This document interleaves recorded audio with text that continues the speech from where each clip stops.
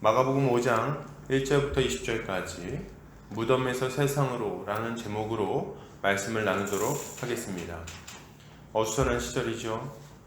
신천지를 통해 퍼지기 시작한 바이러스가 전국적으로 기승을 부리고 있습니다. 이런 상황에 신천지는 거짓말로 혼란을 더하고 있죠. 하나님께서 이 상황을 속히 정리해 주시기를 진심으로 바랍니다. 또한 이번 사태를 통해 신천지에 빠져있는 사람들을 깨우쳐 주시기를 또 바랍니다. 사랑하는 우리 형제자매님들, 이런 시기에 우리가 교회에 모여 함께 예배할 수 있다는 것은 얼마나 감사한 일인지 모르겠어요. 그러나 먼저 분명히 할 것은 전염병은 우리가 맞서 싸워야 할 믿음의 적이 아니라는 겁니다. 우리는 전염병이 창궐하지 못하도록 얼마든지 예배 처소를 옮길 수 있습니다. 얼마든지 옮길 수 있어요. 이런 상황에서 가정에서 예배를 드린다고 우리의 믿음이 약해진다거나 무너지지 않을 것이라고 저는 생각합니다. 그런 결정을 믿음의 타협으로 볼 수도 없어요. 그건 얼마든지 할 수 있는 일이에요. 상황에 따라 초대교회는 가정교회가 중심이었고, 그리고 그 안에서 하나님의 말씀이 전파될 수 있기에 큰 문제는 없습니다. 그러나 여러분, 또한 모일 수 있는 상황이라면 모여서 예배하는 것은 그것 또한 마땅한 일입니다. 상황을 잘 판단할 필요가 있겠죠. 형제 자매가 함께 주님을 높이고 예배하는 것은, 온 교회 성도들이 모여서 함께 예배하는 것은 그 자체로 참 귀한 일입니다. 자, 그렇다면 지금의 상황에서 모여있든 흩어져 있든 우리 교회가 해야 되는 일은 뭘까요? 우리 교회가 해야 되는 일은 하나님을 예배하는 것입니다. 어느 자리에 있든 어떤 모습으로 모여있든 상관없이 우리 주님을 예배해야 하는 거죠.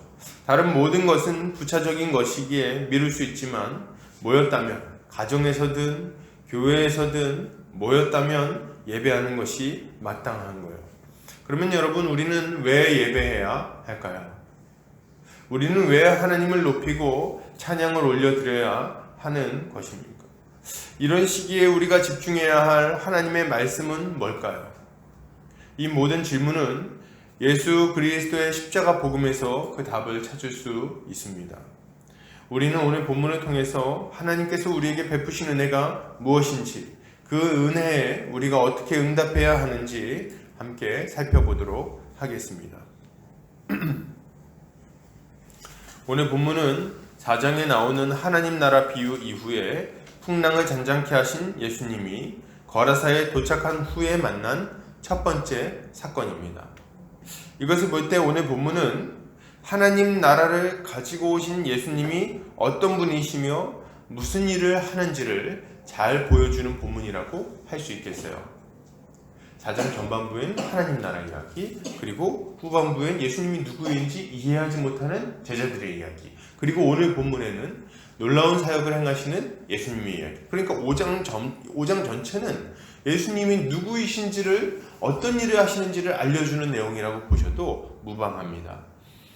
예수님이 바다 건너편 거라사 지방에 오니까 더러운 귀신 들린 자가 무덤 사이에서 나와 예수님 앞에 무릎을 꿇습니다. 막 달려나와서 예수님 앞에 무릎을 탁 꿇어버려요. 그리고 3절부터는 이 사람에 대한 설명이 좀 나옵니다. 이 거라사 광인은, 아주 거라사 광인 이렇게 하는 거 볼 때 그 지역의 특산물 같은, 그 지역의 어떤 굉장히 특징적인 어떤 인물이었던 것 같아요. 그러니까 모르는 사람이 없는 거죠. 거라사인의 지방에서 나타난 거라사 광인. 그런데 무덤 사이에 거하는 자였어요. 무덤 사이에. 그래서 원래 귀신 들린 사람들이 무덤 사이를 좋아하지 않습니까? 무덤, 죽은 자들과 함께하고 가까이 가야죠. 그리고 이 사람의 특징은 아주 힘이 센 거였어요. 4절에 보니까, 3절 4절에 보면 쇠사슬로도 맬 수 없다 그랬어요. 굵은 쇠사슬로 이 사람을 칭칭 동여매면은 그거를 막 깨뜨리는 거예요. 쇠사슬을 콱 깨버리고, 그리고 막 돌아다니는데 사람이 잡을 수가 없는 겁니다. 원래 귀신 들린 사람이 힘이 세죠. 힘이 세요. 제가 들은 이야기도 좀 생각을 해보면은, 귀신 들린 사람은 이렇게 연약한 여자가 귀신이 들렸는데 장정 대여섯 명이 제어를 못한대요. 그걸 딱 붙들고 막 하는데 막 다 갖다 던지고 말이죠. 정신병원에서 정신병자도 힘이 되게 세잖아요. 근데 귀신 들린 자는 그런 일반적인 어떤 수준을 훨씬 넘어서는 거예요. 굉장히 강력한 힘을 가지고 있었다. 이렇게 힘이 세니까 아무도 그를 제어할 수가 없었어요. 그리고 소리를 지르면서 막 다니는데 사람들에게는 아주 큰 위협과 두려움이 되었을 겁니다. 그래서 막 그 근처에 사는 사람도 얼마나 무섭겠어요. 밤중이 되면 저 무덤에서 막 소리가 나는 거죠. 뭐 옛날에 우리나라 전통 영화 중에 월화의 공동묘지 뭐 이런 거 보면은 그래서 막 소리 나지 않나요? 그런 것처럼 소리가 나는 막 소리 지르고 말이죠. 막 소리 지르고 다니고 그러면은 막 거기 있는 사람들이 막 애들은 집에서 나오지도 못하는 거죠. 막 화장실도 못 가고 막 벌벌 떨고 있는 거. 뭐 소리 지르고 막 뛰어다니고 말이죠. 이렇게 하는 거죠. 아주 공포감이 컸을 거란 생각이 듭니다. 이 광인은 또 돌로 자기의 몸을 막 해치고 있었다 그래요. 여기 보니까 돌로 자기의 몸을 해치고 있었다. 근데 공동번역에서는 이걸 뭐라고 표현했냐면 이 사람이 돌로 자기의 몸을 짓이겼다 이렇게 나와요. 그러니까 돌을 가지고 몸을 막 짓이겨가지고 피가 막 철철 나는 거예요. 자기 파괴적인 이 마귀의 성격을 보여주는 거죠. 막 돌로 찍고 막 손을 치고 막 피를 철철 흘리면서 막 소리를 지르고 뛰어다니고 밤중에 말이죠. 무덤 사이에서 막 이렇게 헤매고 다니고. 그러니 얼마나 큰 공포였겠습니까? 사람들이 막 거의 밖으로 나가지도 못하는 거예요. 이 뒤에 보면은 이 지방에 있는 사람들이 거라사 광인을 다 압니다. 이 귀신 들린 자를. 그러니까 거라사 광인이라고 부르는 게 적절한 거예요. 이 지방에 있는 사람들 중에 모르는 사람 없으니까. 아주 끔찍한 일이죠. 만약 예수께서 이 사람을 돕지 않으셨다면 이 사람의 마지막은 어떻게 됐을까요? 완전히 멸망하는 거죠. 뭐 이렇게 살다가 끔찍하게 죽는 게 이 사람의 삶이었을 거예요. 그 마지막을 어떻게 예상해 볼 수 있냐면 예수께서 이 돼지떼에게 귀신이 들어가게 한 이후에 돼지가 한 행위를 보면 알 수가 있습니다. 마귀가 돼지떼에게 들어가니까 멀쩡하니 밥 먹고 있던 돼지가 어떻게 되나요? 이 비탈길을 직선으로 내리달아가지고 바닷 가운데 다 빠져서 죽어버리는 거예요. 이거 뭡니까? 이 마귀가 자기에게 속한 자를 얼마나 파괴적으로 멸망시켜버리는지를 보여주는 모습이죠. 돼지는 사실 앞다리가 짧고 뒷다리가 길어가지고 비탈길을 이렇게 직선으로 내려오지 못한다고 합니다. 그래서 이렇게 내려가야 된다는 거예요. 갈치자로. 근데 그거를 직선으로 막 내리닫는 거 보면은 이 아주 장관이었을 거예요. 이 미친 돼지죠, 미친 돼지. 미친 돼지가 막 달려가지고 물에 다 빠져 죽었다. 만약에 이 돼지떼가 이렇게 죽지 않았다면, 그렇다면 그에게 속해 있던 이 사람은 아주 끔찍하게 멸망당할 수밖에 없었을 것임을 우리는 확실하게 알 수 있어요. 마귀는 끝내는 자기에게 속한 자를 멸망으로 끌고 가게 되어 있어요.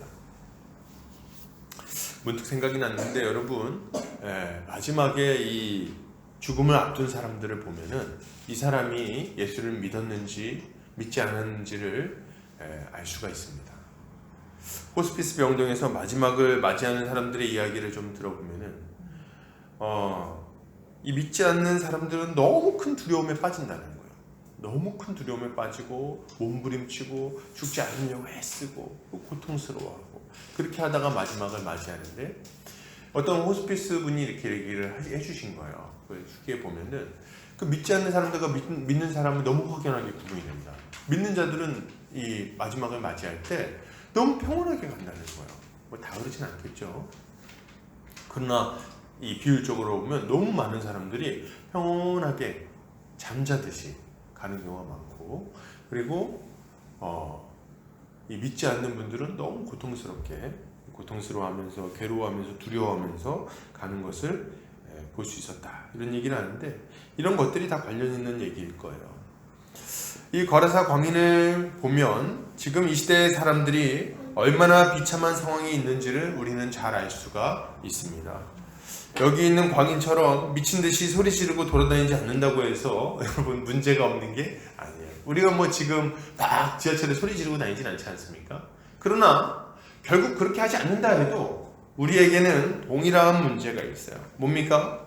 모든 사람들은 죄와 사망의 권세에 완전히 사로잡혀 있습니다. 그리고 이 세상 불법 통치자인 마귀의 지배 아래서 온갖 종류의 불법을 행하며 살아갑니다. 능력이 있지만 절제되지 않습니다. 그리고 자신이 가지고 있는 그 능력으로 더러운 일을 하고 다니는 거죠.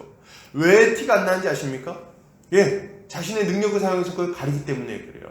이 거라사 광인은 아주 극단적으로 자신의 모습을 보여주고 있지만 지금 이 시대의 사람들은 오히려 자신의 능력으로 죄를 가리며 암중에서 이 영혼으로 소리 지르며 온갖 종류의 불법을 행하며 사람들을 괴롭히며 그렇게 살아가고 있는 거죠.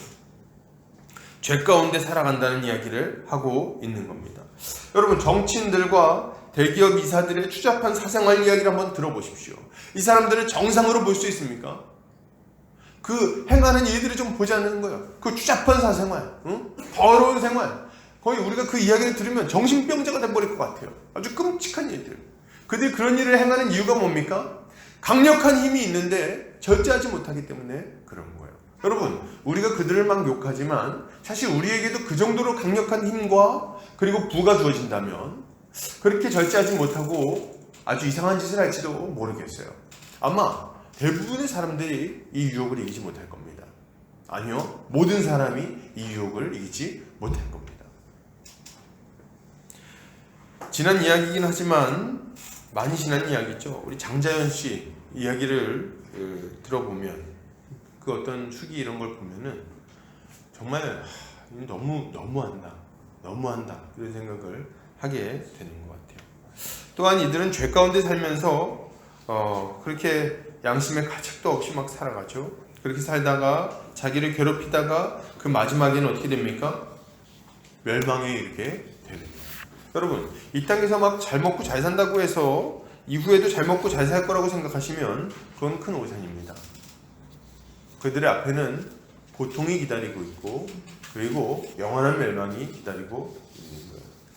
여러분, 이것이 비단 권세자들만의 이야기이겠습니까? 세상 사람들이 다 이렇게 미친 마음을 품고 살아가는 거예요. 전도자는 이렇게 말합니다. 우리 성경 한번 보겠습니다. 전도서 9장 3절입니다. 시작. 모든 사람의 결국은 일반이라. 이것은 해 아래에서 행하시는 모든 일 중에 악한 것이니 곧 인생의 마음에는 악이 가득하여 그들의 평생에 미친 마음을 품고 있다가 후에는 죽은 자들에게로 돌아가는 것이라. 아멘. 이게 무슨 말입니까? 모든 사람이 비슷하다는 거예요. 해 아래에서 행하시는 모든 일들 다 비슷하다. 그게 뭡니까? 인생의 마음에는 악이 가득해서 그 평생에 이 악한 마음으로 미친 행동들을 하다가 이게 자기는 미친 행동인지 모르죠. 근데 하나님 보시기엔 너무 이게 제정상이 아니라는 거예요. 그럼 미친 행동을 하다가 후에는 죽은 자들에게로 그냥 허망하게 돌아가 버리는 거예요. 이게 사람들의 모습이라는 거죠. 안타깝고 불쌍한 것은 뭡니까? 아무도 이것을 막을 수 없다는 거예요. 자기 자신도 막을 수 없고 주변 사람도 도울 수가 없습니다. 마귀가 얼마나 끈질긴가 여러분 생각하셔야 됩니다. 끝까지 사람들을 괴롭히고 멸망시키고자 달려듭니다. 예수님의 명령에도 불구하고 움직이지 않고 버티려고 하는 거 좀 보세요. 이 끔찍한 이들의 끈질김을 보라는 거예요. 저는 이 마귀가 얼마나 파괴적이고 끔찍한 존재인지, 우리의 인생 가운데 역사하고 있는지 깜짝 놀라지 않을 수 없습니다. 제가 이제 전에 들었던 이야기 중에 한 자매가 이제 자신의 어머니 이야기를 했던 게 기억이 납니다. 그 어머니가 이제 이혼하시고 나서 혼자 사시는데 이제 귀신이 들리신 거예요. 근데 귀신이 막 갑자기 들린 게 아니라 너무 이제 삶을 막 너무 안 좋게 살다 보니까 이제 그렇게까지 상황이 갔던 것 같아요. 근데 이분이 이제 어떤 얘기를 이제 하냐면, 이 어머니가 이제 유부남하고 이제 바람이 난 거죠. 유부남을 만나는데 계속 이 남자를 만나면서 망상을 하는 거예요. 무슨 망상이? 이 남자는 결혼할 거를 망상을 하는 거예요.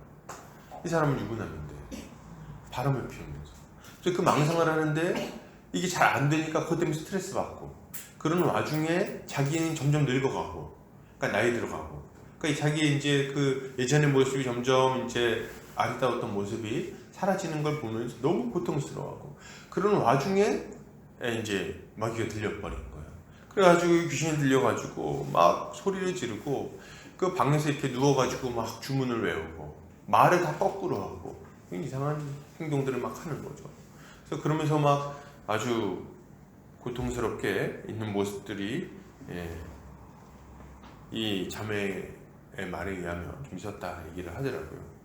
저는 그 얘기를 들으면 참 비참하다 이런 생각을 했어요. 인생이 참 비참하다. 마귀에게서 벗어나지 못하고 거기서 이게 붙들려가지고 고통스러운 삶을 살아가는 게 너무 안타깝다 이런 생각을 좀 했습니다. 답은 뭡니까? 여기서 벗어나기 위한 답은 뭡니까?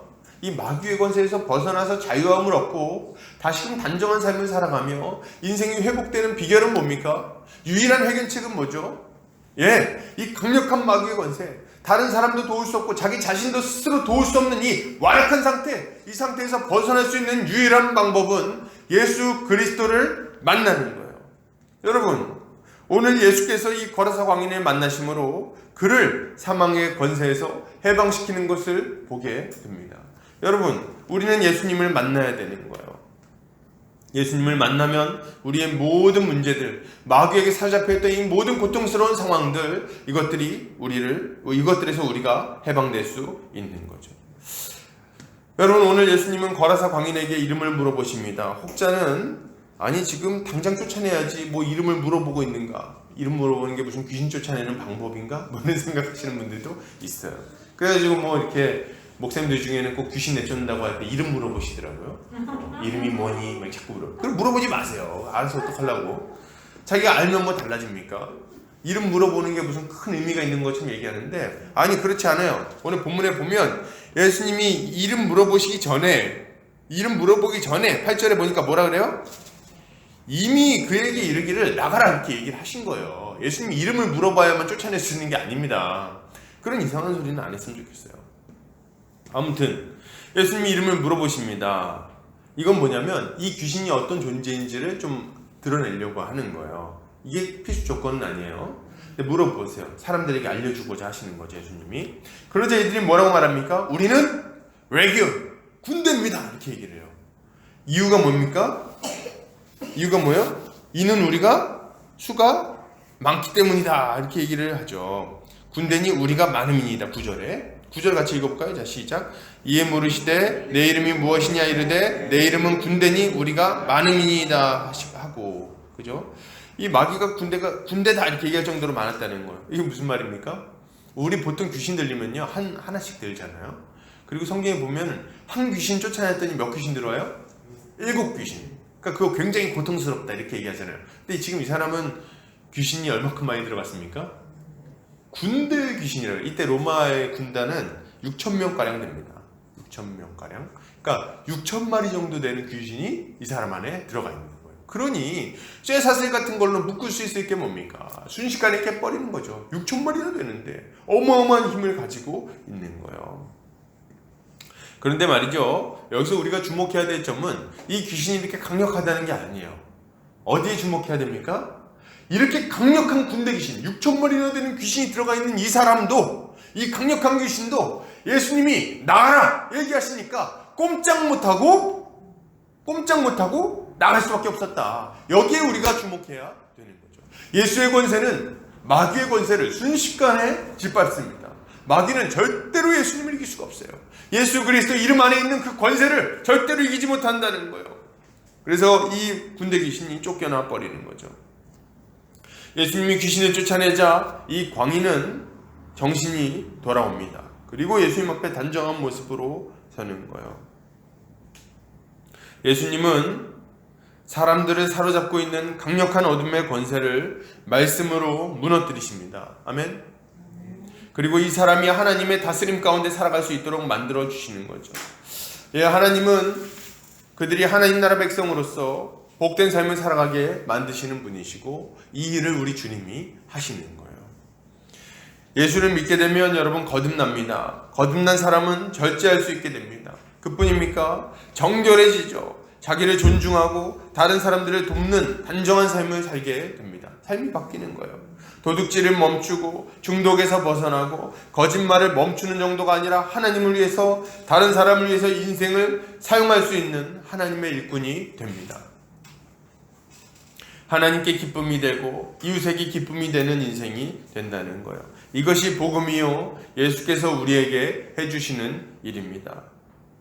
여러분, 마귀의 권세에서 완전히 자유로워집니다. 마귀가 사람들을 망하게 만드는데요, 예수님을 믿으면 더 이상 그를 망하게 할 수가 없어요. 그 인생은 복된 인생으로 바뀌게 됩니다. 여러분, 그러면 지금 예수를 믿는 사람들, 벌써 믿는 사람들에게는 어떤 일을 하십니까? 주님 무슨 일 해주시죠?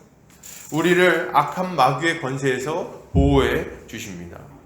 악한 자가 우리를 건들지도 못하게 하시는 거예요.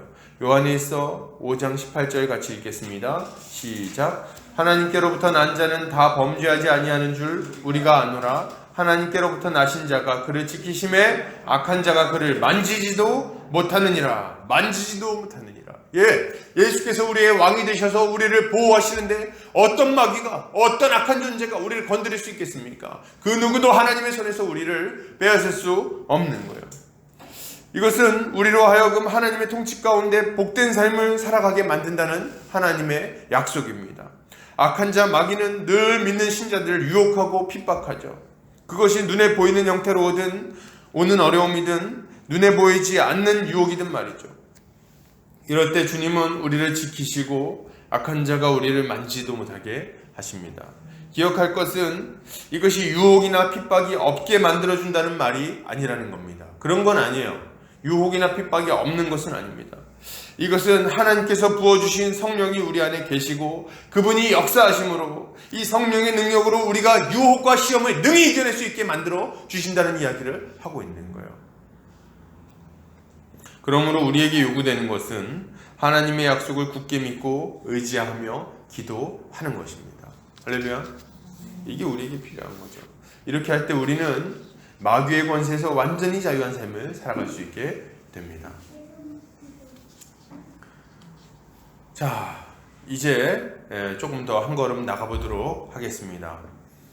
이제 이 예수님의 사역을 살펴보면서 우리는 놀라지 않을 수 없죠. 세상에 우리가 만약 이 장면을 목격했다면, 그 소식을 들었다면 어땠을까요? 동네마다 있는 그 이상한 막 좀 이렇게 좋지 않았던, 그러니까 막 뭐랄까요? 고통받는 분이 있는데 그분이 막 갑자기 하루아침에 온전해졌다. 그런 소식을 듣는다면, 그렇다면 어땠을까요? 그럼 뭐 우리 깜짝 놀랐겠죠? 소리를 지르고 하나님을 찬양하고 막 동네방네 다니면서 소문내고 그러지 않았겠습니까? 그러지 않았겠어요? 무덤사에서 막 소리를 지르고 몸 짓이기고 막 이렇게 길 가는데 갑자기 나타나서 와! 막 이렇게 하고 막 이런 사람이 있었는데 오늘 가봤더니 멀쩡해져 있는 거예요. 예수님이 멀쩡하게 했어. 그거 우리가 봤다고 생각해 보세요. 그럼 어떻게 했을까요? 우리도 깜짝 놀라는 거죠. 막 다니면서 막 예수님 믿으라고 그러고 그랬을 거예요. 오늘 이 소식을 듣고 목격한 사람이 있었습니다. 누구죠? 누굽니까? 돼지치던 사람들이요. 돼지치던 사람들. 그죠? 돼지치던 사람들이 지금 이 돼지떼가 죽고 귀신 쫓겨나는 걸 봤습니다. 우리 14절 15절 같이 읽어볼까요? 자, 시작. 치던 자들이 도망하여 읍내와 여러 마을에 말하니 사람들이 어떻게 되었는지를 보러 와서 예수께 이르러 그 귀신 들렸던 자, 곧 군대 귀신 집혔던 자가 옷을 입고 정신이 온전하여 앉은 것을 보고 두려워하였더라. 아멘. 사람들이 깜짝 놀랐습니다. 돼지치던 자들과 돼지를 소유했던 마을 사람들, 이들이 장면을 보고 놀래요. 성경에도 보니 두려워했다 이렇게 얘기를 하고 있습니다. 자, 그러면 이제 우리가 예상할 수 있는 장면은 뭡니까? 그거예요. 그거 지금 마음속으로 얘기하신 그거 뭡니까? 온 마을 사람들이 예수님을 믿고 하나님을 찬양하고 잔치가 벌어지는 것을 기대할 만합니다. 그죠? 아주 이렇게 마을을 고통스럽게 만들었던 이 사람을 온전하게 만들었으니까 얼마나 이게 참 기쁜 일입니까? 그런데 말이죠, 정말 전혀 예상하지 못한 반응이 나옵니다. 정말 예상하지 못한 반응이 나와요. 그게 뭡니까? 17절입니다. 읽어볼까요? 자, 시작. 그들이 예수께 그 지방에서 떠나가시기를 강구하더라. 그 지방에서 떠나시기를 강구하더라. 이게 결론이에요. 이게 얼마나 이상한 얘기입니까? 지금 이 흐름상 맞질 않아요. 이 거라사 지방에 있는 온 지방 사람들은 다 괴롭게 하던 군대 귀신 들린 자, 자기 몸을 돌로 짓이기고 피가 나고 말이죠. 소리를 지르고, 아마 이 사람들 친척이었을지 모르겠어요. 그렇게 하고 막 뛰어다니고 막 사람들 깜짝 놀래키고 괴롭히고 막 그렇게 했던 사람인데 온전해졌어요. 근데 온전해졌는데 이 사람들이 그 장면을 보고 마귀가 돼지떼에 들어가서 돼지가 다 죽는 그 끔찍한 장면, 이 트라우마가 생길 만한 이 장면을 눈으로 목도하고 나서 결론은 예수님 나가주세요, 이거라는 거예요. 이게 어떻게 적절한 반응이냐는 거예요. 얼마나 이상한 얘기입니까? 여러분, 도대체 이 사람들은 왜 이런 황당한 반응을 보였을까요? 예수님께 엎드려 절하고 감사하고 찬양해도 부족할 판에 왜 예수님을 떠나가달라고, 우리를 떠나가달라고 이런 얘기를 합니까? 이런 바보 같은 짓을 할까요? 자기들에게 지금 구원이 임했는데 어떻게 구원을 발로 차버리는 엉터리 같은 행동을 할 수 있냐는 거예요. 여러분, 그 이유가 뭘까요? 같이 한번 생각을 해봤으면 좋겠는데요. 여러분, 오늘 본문을 연구하고 이제 성경 나눔을 같이 하다 보면 항상 빠지지 않고 등장하는 질문이 있어요. 뭘까요? 예수님은 왜 귀신들이 돼지떼에 들어가는 것을 허락하셨는가? 이 질문이 빠지지 않고 나옵니다. 예수님은 도대체 왜 그냥 쫓아내야지 그걸 돼지떼에 집어넣어가지고 돼지 한 마리에 뭐 200만 원, 300만 원 하는데 2,000마리면 어마어마한 그 손해를 지금 마을 사람들에게 끼친 건데 왜 굳이 그렇게 하셨는가? 뭐 이런 질문이 꼭 나옵니다. 왜 돼지떼에 들어가는가? 뭐 이런, 그거 안 하면 안 되는가? 이때까지 뭐 어디 들어가는 얘기 안 하더니 꾸준히 여기서 마귀들 많이 듣고 예수님 좀 약간 어리버리 하셨나? 그래서 이제 거기 들어가라고 왜 허락하는가? 여러분, 이 질문을 자꾸 하는데요, 저는 도리어 좀 묻고 싶습니다. 도대체 그게 왜 궁금한 겁니까? 예수님이 돼지떼에 귀신이 들어가게 한 게 도대체 왜 궁금하냔 말이에요. 지금 돼지떼가 죽은 게 중요합니까? 돼지떼 손해본 게 그렇게 중요합니까? 지금 뭐가 중요한지는 모르고 있는 거예요. 뭐가 중요합니까? 돼지떼가 멸망한 게 중요합니까? 아니면 큰 재산의 손해가 난 게 중요합니까? 아니면 한 사람의 영혼이 구원받고 온전해졌으며 그가 구원받았던 것과 같이 모든 지방 사람들에게 구원의 소식이 임했다는 게 중요합니까? 도대체 뭐가 중요한 거예요? 어디에 관심이 나가 있습니까? 돼지떼의 마음을 다 뺏겨가지고 지금 이 땅 가운데 임한 이 예수 그리스도, 그 구원의 소식을 소홀히 여기는 건 아닙니까? 이 돼지떼의 마음을 뺏겨 있는 거예요. 오늘 이 돼지 주인들도 마찬가지예요. 이들은 지금 하나님의 놀라운 역사를 목도하고 있습니다. 하나님의 구원 사역이 이루어지는 그 현장 한가운데 서 있다는 거예요. 그렇지 않습니까? 자기의 그 가까이 있는 사람, 가까운 지방에서 고통당하고 있던 영혼, 그가 온전해져서 단정하게 하나님의 사람이 되어 서 있는 것을 보고 있습니다. 그런데 정말 기가 막히게도 이들의 관심사는 온전케 된 이 사람에게 있지 않는 겁니다. 하나님의 은혜에는 관심이 없어요. 이들의 관심사는 온통 돼지떼입니다. 돼지떼. 돼지 한 마리가 얼만지, 그래서 자신들이 얼마나 손해를 받는지, 유대인인 예수님이 마을에 들어와 계시면 이제 돼지 장사를 그만둘지도 모르는데 말이죠. 응? 그러면 뭐 먹고 살 건지 온통 이런 데 정신이 다 팔려 있는 거예요. 돼지 장사 안 하면 소 장사 하면 될 거 아닙니까, 여러분? 왜 돼지의 마음이 다 뺏겨 있냐는 거예요. 그래서 예수님에게 떠나달라는 말을 하고 있는 거예요.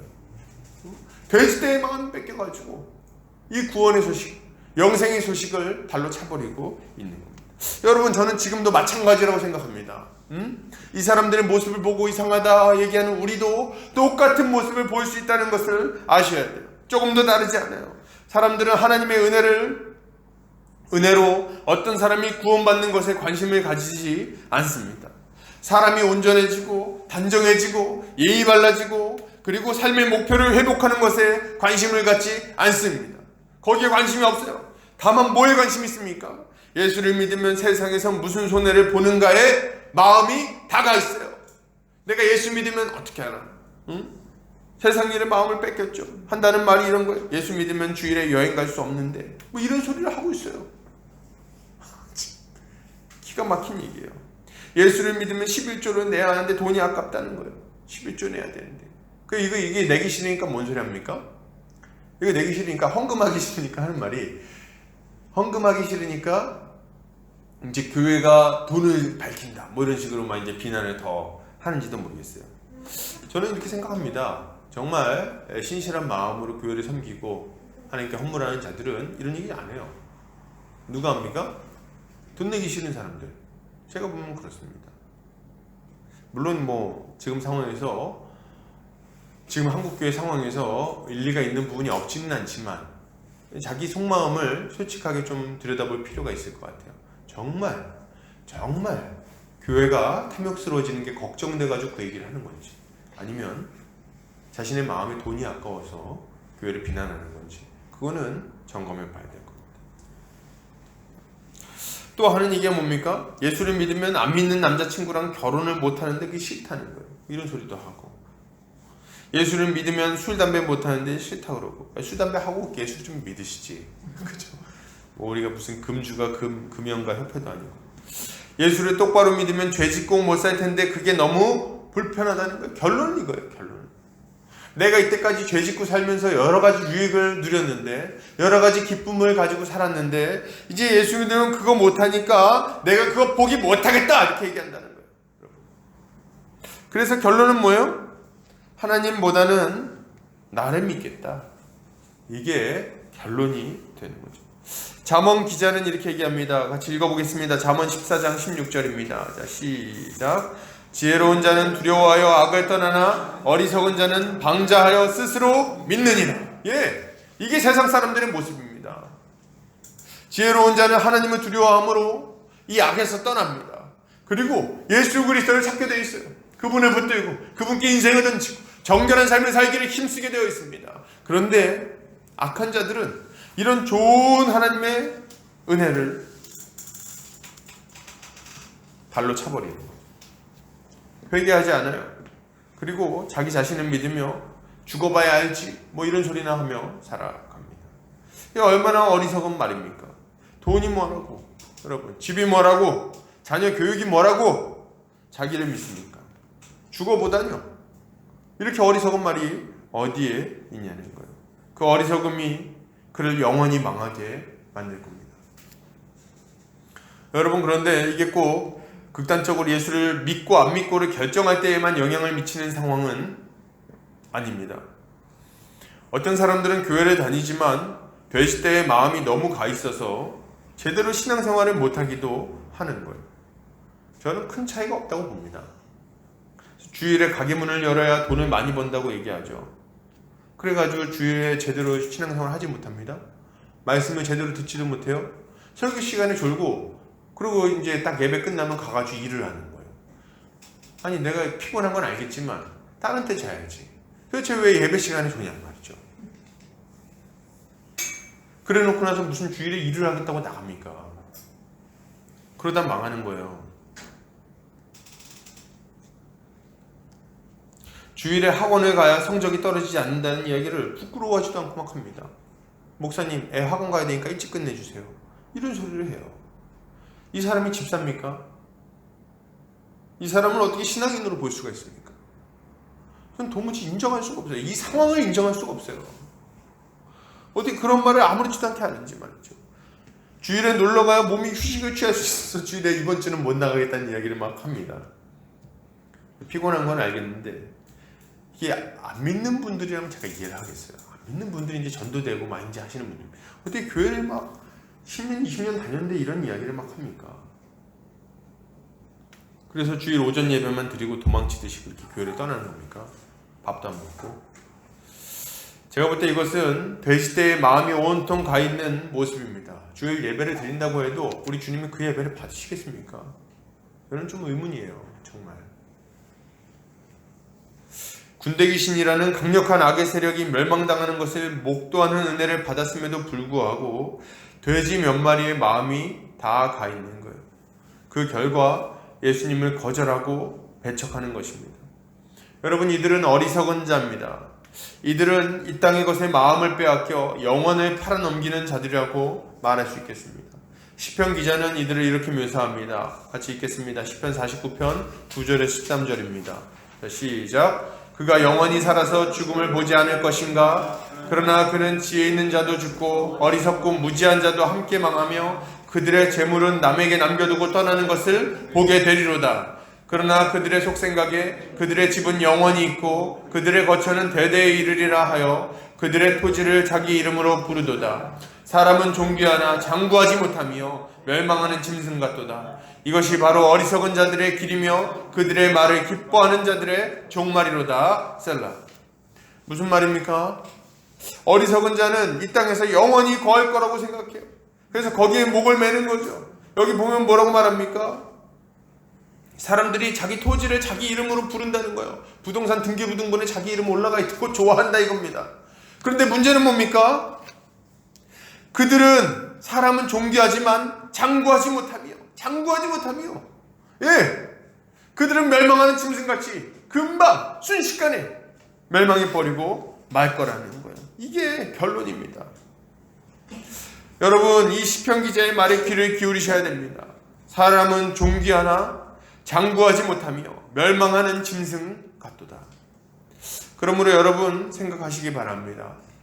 우리가 예수를 믿으면 세상에서 좀 손해보는 게 사실일지 모르죠. 죄도 못 짓고 주일에 여행을 못 가는 게 사실일 수 있습니다. 술, 담배 못하는 것도 사실이죠. 편하게 못하는 게. 11조 하느라 돈에 손해를 볼 수도 있습니다. 그러나 여러분, 그런 손해는 비교도 할 수 없는 무한한 복락이 우리를 기다리고 있다는 것을 기억하시기 바랍니다.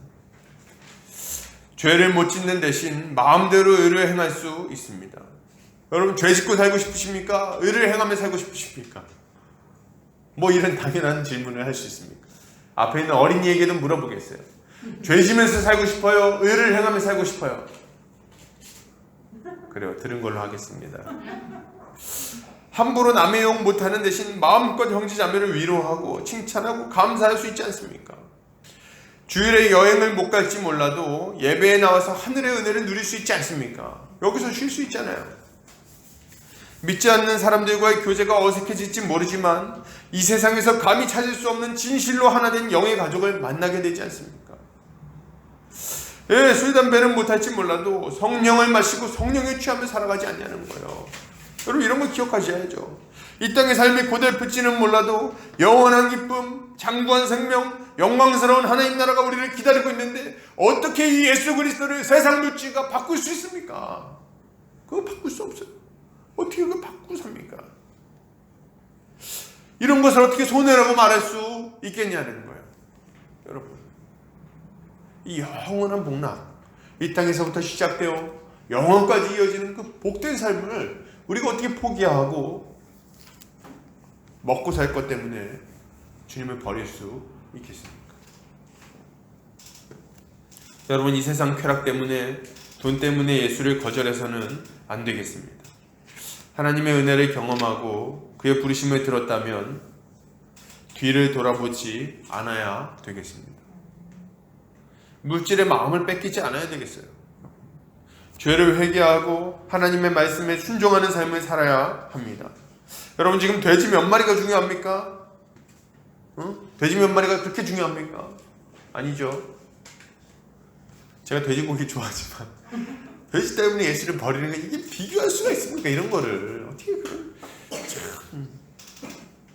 여러분, 영원한 생명이 우리에게 주어질 것임을 기억하시기 바랍니다. 계속해서 좀 살펴보도록 하겠습니다. 자, 그렇다면 이제 우리는 어떻게 살아야 될 것인가? 오늘 거라사 광인의 모습을 주목해서 보시기를 바랍니다. 자, 여러분, 17절에 보면 이 돼지떼 주인은 예수께서 그 지방에서 떠나시기를 간구합니다. 그런데 18절에 이 거라사 광인, 이 귀신 들렸던 자는 정반대의 모습을 보여요. 같이 읽어볼까요? 자, 시작. 예수께서 배에 오르실 때에 귀신 들렸던 사람이 함께 있기를 간구하였으나 이 사람은 예수님하고 함께 있기를 바라는 거예요. 함께 있기를. 이게 아주 정상입니다. 이게 아주 정상이에요. 그러니까 신자들이 예수님을 계속 만나고 예수님과 함께 하기를 바라는 거는 너무 당연한 일이에요. 그러니까 돼지떼 주인하고는 차원이 다른 얘기죠. 그때 예수님이 어떻게 하시죠? 허락하지 아니하시고 그에게 이르시되 집으로 돌아가 주께서 내게 어떻게 큰 일을 행하사 너를 불쌍히 여기신 것을 내 가족에게 알리라 하시니. 예수님이 말씀하십니다. 야, 나 따라오지 말고 지금 이 지방에 내가 온 이유가 있지 않겠니? 너 가족들한테 가서 이 소식을 전해라. 이렇게 얘기를 하십니다. 그랬더니 어떻게 돼요? 20절 같이 읽겠습니다. 자, 시작. 그가 가서 예수께서 자기에게 어떻게 큰 일을 행하셨는지를 데가볼리에 전파하니 모든 사람이 놀랍게 여기더라. 아멘. 지금 이 사람은 자기 가족에게만 전하지 않습니다. 누구에게 전하나요? 가족과 친척과 그 지방에 있는 이웃들과 멀리 있는 사람들에게까지, 이 데가볼리 지방에 있는 모든 사람들에게 이 예수 십자가 복음을 전하는 거예요. 예수님이 우리를 얼마나 불쌍히 여기셨는지, 하나님이 우리를 어떻게 구원하시는지 이거에 대해서 전하는 겁니다. 여러분, 우리는 십자가 복음을 전해야 되겠습니다. 예수의 죽으심과 부활, 형벌 대속적 죽음을 전해야 하겠습니다. 이것으로 충분하다고 말할 수는 없겠죠. 예수의 십자가 복음이 우리에게 왜 필요하게 되었는지, 하나님과 하나님의 창조와 인간의 타락, 우리의 비참한 현재의 처지와 이것을 해결하기 위한 하나님의 구원 역사, 그리고 그 구원 역사의 결정에 이 땅에 오신 예수 그리스도, 그분으로 인해 우리에게 일어난 변화와 복된 교회로서의 삶, 장차 다시 오실 예수 그리스도와 완성될 하나님의 나라를 아주 풍성하게 성경 66권을 펼쳐서 하나님께서 우리에게 주신 은혜를 아주 풍성하게 가르쳐야 되지 않겠습니까? 이게 신자의 마땅한 삶인 거죠. 이게 우리에게 필요한 거예요. 우리 남은 인생 이제 뭐 하면서 삽니까? 이 땅에서 경작하고 다스리며 먹든지 마시든지 하나님의 영광을 위하여 하며 복을 누리고, 그리고 모든 사람들 앞에 정결한 모습으로서 하나님의 빛을 비추어주고, 그리고 거기서 멈추는 게 아니라 직접적으로 우리 주변의 무지 가운데 흑암 가운데 거하는 자들을 찾아가서 예수 그리스도가 우리에게 얼마나 큰 은혜를 베푸셨는지를 전해야 되는 거예요. 이게 우리의 남은 삶 아닙니까? 뭐 특별할 게 있습니까? 그죠? 사람은 존귀하나 장구하지 못하며, 장구하지 못한 우리의 인생, 길지 않은 우리의 인생, 그냥 우리 먹고 살 것 때문에 고민하며 살면 얼마나 허망합니까? 그 허망한 인생, 이 모든 허망한 인생 이제 그만하고, 이제 우리 주 예수 그리스도를 위하여, 우리의 창조주 하나님을 위하여 인생을 가치 있게 드려야 하는 거죠. 주님은 하나님이 너를 어떻게 불쌍히 여기셨는지, 어떻게 큰 일을 행하사 너를 불쌍히 여기신 것을 전해라, 이렇게 얘기하시죠. 참 이 표현이 참 좋아요. 저는 하나님이 우리를 불쌍히 여기셨다, 불쌍히 여기셨다. 우리가 있는 그 고통 가운데, 우리가 고통 가운데 있는 그 모습을 하나님이 기쁘게 보지 않으시고, 그걸 마땅하게 보지 않으시고 불쌍하게 여기셨다. 이 하나님의 이 불쌍히 여기심이 우리의 구원이 되는 거예요. 이것은 개인적인 경험과 변화를 의미합니다. 하나님은 예수 그리스도를 통해 온 세상에 영향을 미칠 큰 일을 행하셨어요. 그런데 이 사역의 결과물을 지극히 작은 한 사람인 나에게도 주셨다는 것이 바로 복음입니다. 우리는 십자가 복음을 전할 필요도 있지만, 바로 그 복음이 나의 인생을 어떻게 변화시켰는지에 대해서 열정적으로 전할 필요가 있어요. 하나님이 나를 어떻게 불쌍히 여기셨는지, 참 이거 우리가 전할 만한 소식 아닙니까? 다른 사람은 못 전하는 나의 복음이에요. 이거는 정말 예수 십자가 복음은 아주 공식적인 복음인데, 객관적인 복음인데, 이것이 나의 삶을 어떻게 변화시키셨는가는 나의 복음입니다. 이 복음을 전할 필요가 있는 거예요. 교회를 오래 다녔음에도 이런 간증거리가 없는 사람은 얼마나 불쌍한 사람입니까? 안타까운 사람이에요. 하나님의 은혜를 통해 삶이 놀랍도록 변화되는 것을 경험한다면 정말 그걸 전하지 않고는 견디지를 못하는 거예요. 이거 어떻게 안 전하고 견디죠? 저도 이거 만약 하지 말라 그랬으면 정말 답답해가지고 견디지 못했을 거예요. 모르죠. 또 저기 지하철 가가지고 지하철에 소리 질렀을지도 모르겠어요. 예수 믿으시오! 이렇게 했을지 모르겠어요. 얼마나 감사합니까? 나 같은 사람을 구원하시다니. 복음이 진리인 증거는 이것이 한 사람의 인생을 바꿔서 복되게 만들기 때문에 그렇습니다. 돈의 노예가 되어서 돈이라면 가족도 팔아먹던 사람이 바뀝니다. 바뀌어요. 쾌락의 노예가 되어서 방탕하게 살던 사람이 바뀝니다. 권력의 노예가 되어서 살던 자들이 권력에서 벗어나 자유하게 만들어 줍니다. 섬김의 자리에 기꺼이 가는 자들로 바꿔준다는 거예요. 술이나 마시던 공허한 인생을 복된 인생으로 바꾸어 줍니다. 마약 중독자, 게임 중독자, 자살 증후군을 보이던 사람들을 회복시켜 주는 거죠. 취업에 실패한 답이 없는 인생들을 무시하지 않고 일으켜 세워 줍니다. 무너진 가정을 다시 회복시키는 거예요. 이 모든 죄와 비참 가운데 살아가는 자들을 온전하게 세우는 것이 바로 복음입니다. 이게 복음이에요. 하나님의 긍휼이 여기에 있습니다, 여러분. 그러니 어떻게 이것을 전하지 않습니까? 아마 우리는 만나는 사람마다 이 얘기 할지 모르겠어요. 여러분, 제 인생이 바뀌었습니다. 예수가 저를 바꿔줬습니다. 여러분도 예수를 믿으시기를 바랍니다. 여러분, 김익두 목사님이 김익두 목사님이란 분이 계세요. 김익두, 아주 유명한 분이죠. 한국교회사에 있어서는 아주 유명한 분인데 아주 큰일 하셨던 분이고, 이분은 굉장히 유명한 깡패였어요. 깡패였는데 사람들을 얼마나 많이 때리고 괴롭히고 그랬죠. 원래 무과 시험을, 그러니까 이제 무관 시험을 보려고 하다가 그게 실패했대요. 그래가지고 깡패가 됐죠. 그래서 이 동네 사람들이 마을에서 나갈 때 천왕당에 돌 던지면서 그랬대요. 오늘 김익도 안 만나게 해주세요. 돌 던지고 막 갔대요. 그 정도로 아주 유명한 깡패였어요. 그런데 이 사람이 예수님을 만나고 회개하고 이제 신자가 됩니다. 그래서 거기 보면 이제 한국교회사 거기 보면 이렇게 나와 있어요. 김익두 목사님이 회개하고 나니 예수 안 믿는 사람들이 불쌍해서 견딜 수 없더라.